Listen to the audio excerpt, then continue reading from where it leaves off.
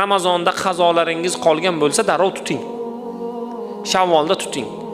Shavvolda Ramazonni qazosini tutib bo'lganimizdan keyin Shavvolning 6 kunlik ro'zasini undan keyin tuting. Chunki avval farzning qazosini tutish kerak.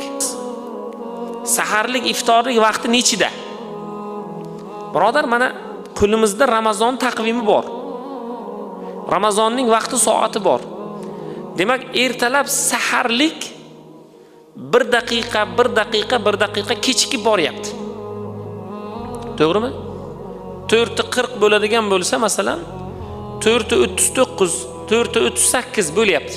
Birodar, keling shuni 4:30 qilaylik. 4:30 da og'izni yopaylik bugungi kunda va bugungi kundagi alhamdulillah Alloh taoloning o'zi fazl va marhamat bersin. Shom namozi 19:20 da. Shu vaqtga ochaylik.